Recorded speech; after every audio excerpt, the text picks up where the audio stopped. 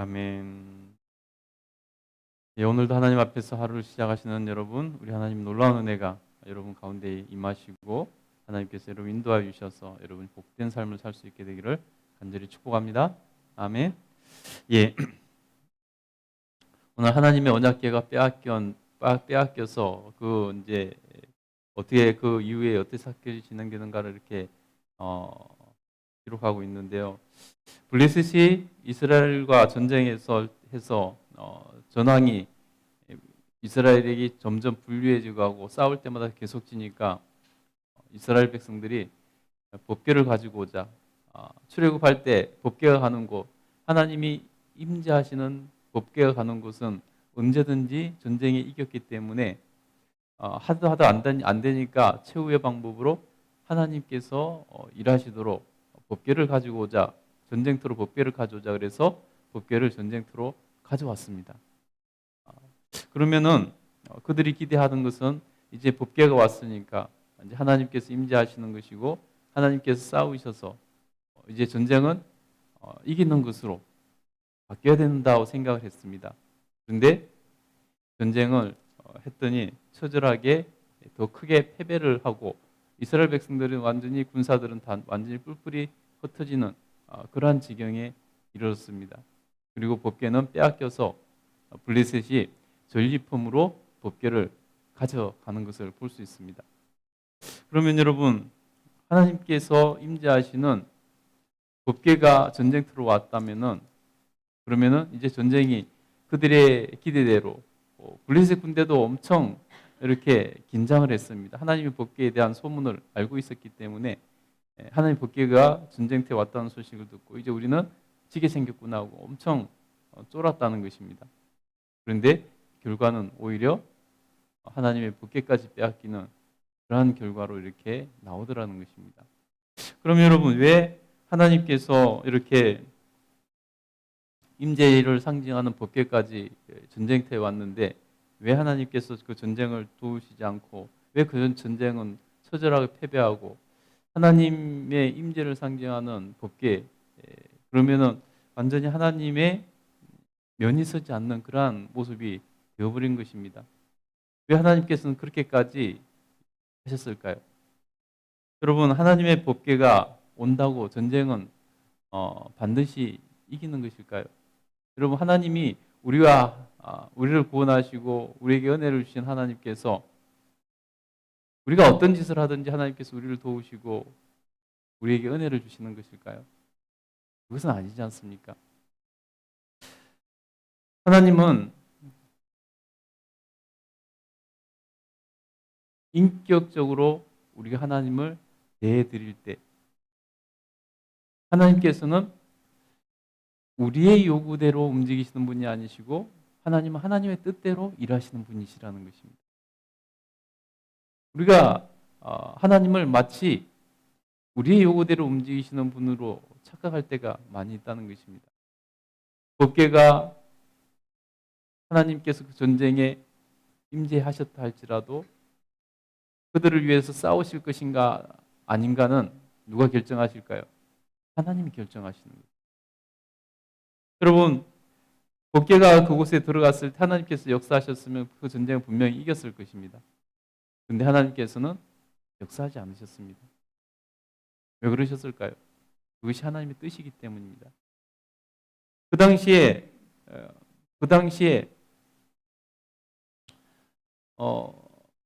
이스라엘 백성들의 영적인 상태가 어떻다는 것을 보여주는 말씀이 있었습니다. 하나님 앞에서 사무엘이 있었을 때 그때 영적인 상황이 어땠냐고 말을 하는데 우리 3장 1절 한번 읽어보도록 하겠습니다. 우리 3장 1절 한번 읽겠습니다. 3장 1절 읽겠습니다. 자, 시작. 야이 사무엘이 엘리 앞에서 여호와를 섬길 때에는 여호와의 말씀이 희귀하여 이상이 흔히 보이지 않았더라.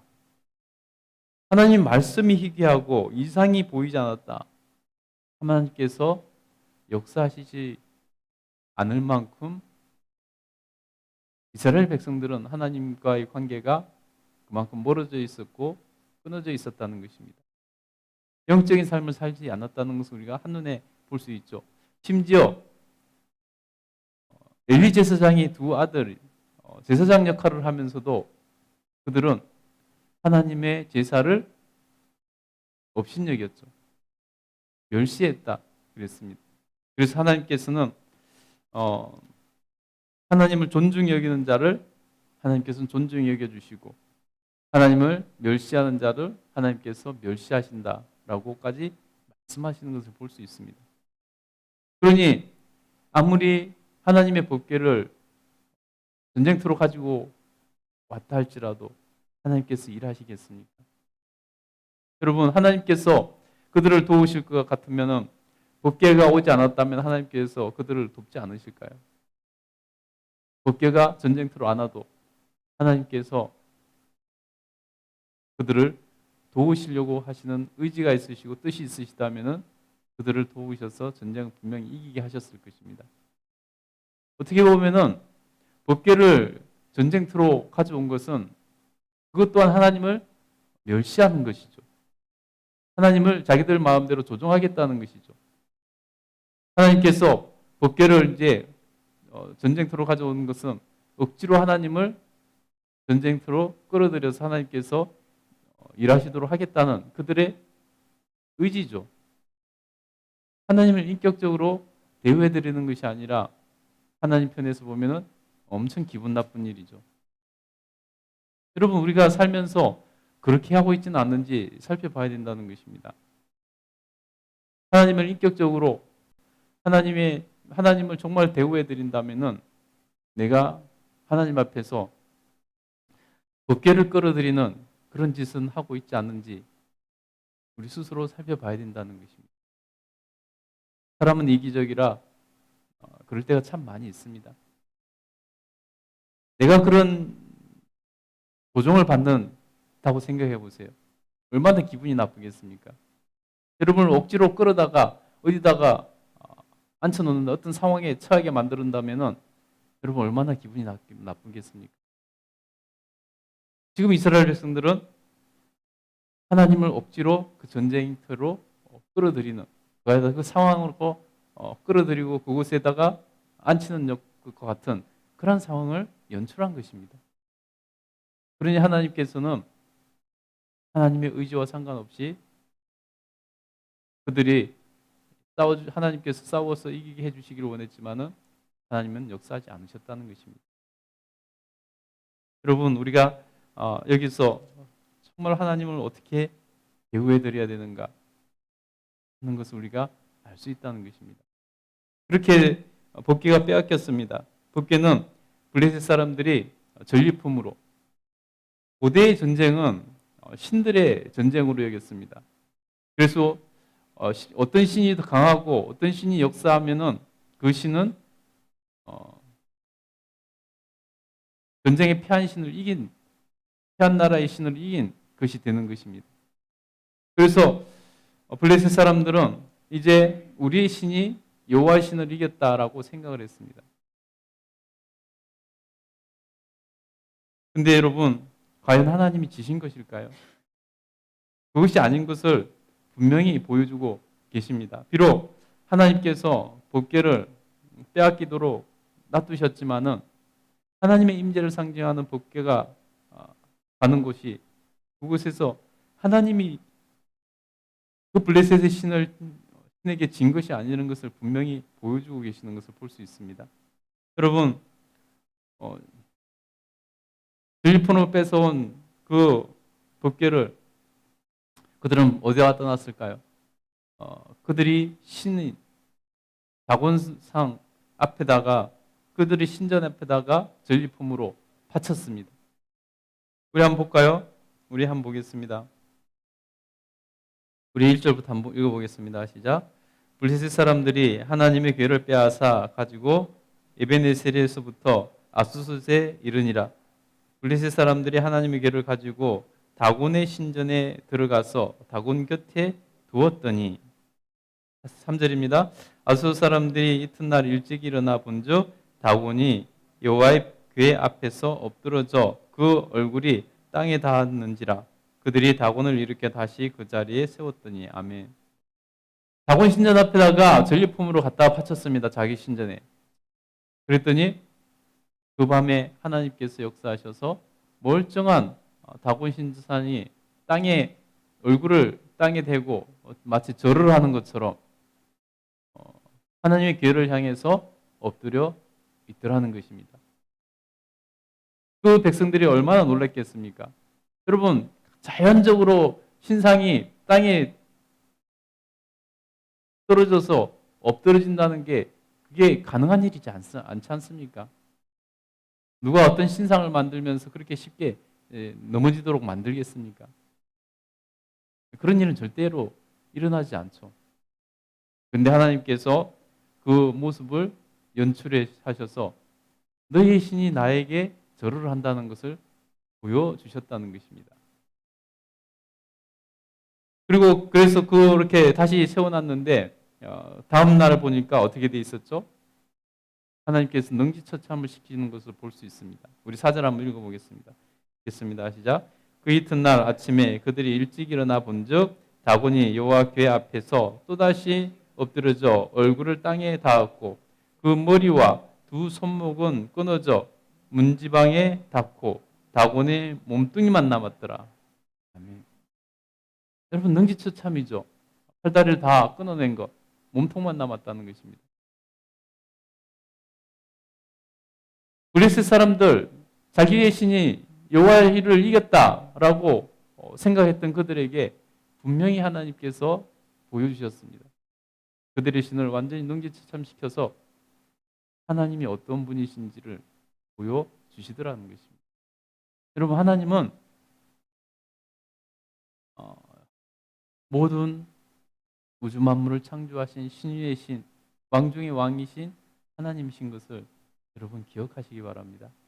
그래서 우리 하나님을 우리가 영원한 승리자로 인정하고 그 하나님을 정말로 인격적으로 대우해 드린다면 하나님께서 늘 우리 편이 되어 주시고 우리는 세상이 감당하지 못하는 그러한 인생을 살게 될 줄 믿습니다. 여러분 그러면 이스라엘 백성에게 빼앗아 온 그 법궤가 그러면 그 블레셋 사람들은 가만히 뒀을까요? 여러분 이스라엘 백성들도 하나님 앞에서 법궤를 전쟁터로 가져온 것은 잘못한 것이지만 그 법궤를 전리품으로 여기고 감히 그들의 신전에 갖다 전리품으로 바친 그들의 죄도 역시 마찬가지로 너무 크다는 것입니다. 그래서 하나님께서 어떻게 하셨을까요? 우리 6절 한번 읽겠습니다. 6절부터 7절까지 한번 읽겠습니다. 시작. 여호와의 손이 아스돗 사람에게 엄중히 더하사 독한 종기의 재앙으로 아스돗과 그 지역을 쳐서 망하게 하니 아스돗 사람들이 이를 보고 이르되 이스라엘 신의 궤를 우리와 함께 있지 못하게 할지라 그의 손이 우리와 우리 신 다곤을 친다 하고. 보세요 여러분, 하나님께서 그 오만방자한 감히 하나님의 법궤를 전리품으로 일구고 빼앗아온 그들에게 대해서 하나님께서 종기를 내리셔서 그들을 치고 그들의 생명을 빼앗아 가시더라는 것입니다. 그래서 그들이 스스로 고백하게 하셨습니다. 그들이 뭐라고 말했습니까? 이스라엘 신의 궤를 우리와 함께 있지 못하게 할지라 그의 손이 우리와 우리 신 다곤을 친다 하니. 그들은 이긴 줄 알았습니다. 감히 하나님을 향해서 자신들의 그 우상이 하나님을 이겼다고 여겼습니다. 그런데 하나님께서 그들을 치셔서 그들 스스로 패배를 인정하고 그들 스스로 하나님께 엎드리도록 만드셨다는 것입니다. 그래서 그들은 자기들이 그 법궤를 두려워해서 가드로 보내버립니다. 여러분 블레셋을 대표해서 이스라엘 신의 승리를 선포하고 가져온 법궤를 가나안 땅에서 제일 힘이 센 곳으로 갖다 가져가지 않았겠습니까? 근데 그곳에서 감당을 하지 못하니까 다른 도시인 가드로 보내버리더라는 것입니다. 가드로 보냈더니 가드에서도 또 역시 하나님께서 독한 종기로 그들을 치셨습니다. 그들도 감당하지 못해서 법궤를 이번에는 에그론으로 보냅니다. 에그론에서도 마찬가지로 같은 일이 벌어집니다. 그래서 이제는 안 되겠다. 법궤를 다시 있던 곳으로 돌려보내자라는 말들이 나와서 이제 6장에 보면은 돌려보내는 그러한 모습을 봅니다. 얼마나 극진히해서 돌려보내는지 모릅니다. 여러분, 우리가 하나님 앞에서 정말 하나님을 어떻게 우리가 섬겨야 되고 어떻게 대우해 드려야 될지 여러분, 우리가 분명히 알고 하나님을 섬길 때 하나님께서는 그때 우리 편이 되어 주시고 우리에게 은혜를 주십니다. 그러나 이스라엘 백성들처럼 하나님을 멸시하면은 무시하면은 하나님은 우리를 위해서 역사하시지 않고 우리 하나님께서는 하나님의 능력과 권능으로 또 자신의 존귀함을 지켜나가신다는 것을 여러분 기억하시기를 대리 소원합니다. 기도하겠습니다.